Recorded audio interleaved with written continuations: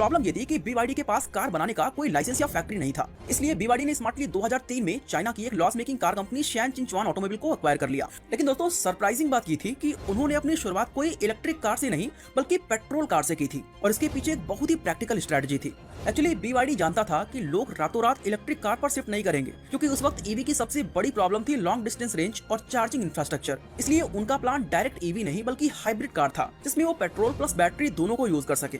लेकिन एक नई कंपनी के लिए इन दोनों टेक्नोलॉजीज को एक साथ समझ पाना टफ था, इसीलिए BYD ने पेट्रोल कार से एंट्री मारी ताकि वो इस इंडस्ट्री को पहले समझ सके। इस तरह अप्रैल 2005 में उन्होंने अपनी पहली petrol car BYD F3 market में लॉन्च कर दी। ये कार चाइना के बजट बायर्स को टारगेट किया गया था, इसीलिए इसका प्राइस 73,000 युआन यानी लगभग इंडियन रुपीज में 8.5 लाख रुपए के आसपास था।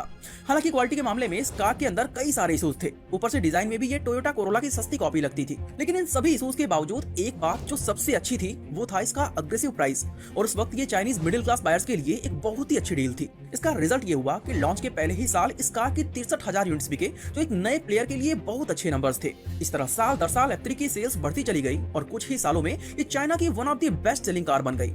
अब दोस्तों F3 के प्रोडक्शन के साथ साथ BYD एक हाइब्रिड कार पर भी R&D शुरू कर चुका था, और पहली कार लॉन्च करने के सिर्फ 3 साल बाद यानी 2008 में BYD ने अपनी पहली प्लग इन हाइब्रिड कार यानी PHEV लॉन्च कर दी, जिसका नाम रखा था F3DM।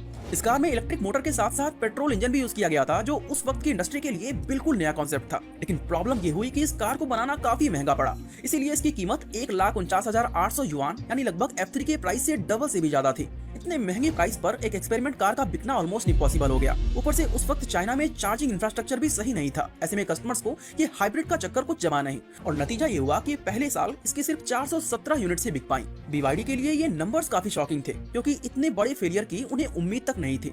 इसके बाद साल 2011 में उन्होंने E6 नाम की कार लॉन्च की, जो प्योर इलेक्ट्रिक कार थी, लेकिन ये भी मार्केट में फ्लॉप हो गई और पहले साल इसके सिर्फ 401 यूनिट से बिक पाई। बैक टू बैक 2 कार्स का फेल हो जाना BYD के लिए एक बहुत बड़ा झटका था, जिससे ये कंपनी पूरी तरह हिल चुकी थी। जबकि दूसरी तरफ उसी वक्त टेस्ला अपने डिजाइन, रेंज और ब्रांडिंग में काफी ज्यादा आगे थी।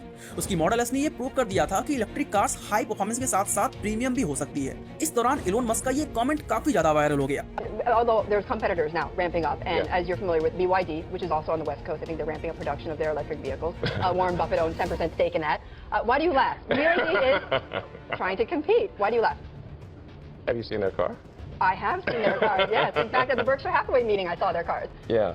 इससे BYD को इतना ज्यादा ट्रोल किया गया कि BYD पर कॉपी कैट का ठप्पा लग गया। अब दोस्तों लगातार 2 मॉडल्स फ्लॉप होने के बाद BYD को एक बात समझ आ गई कि सिर्फ EV लॉन्च करना ही काफी नहीं है, इस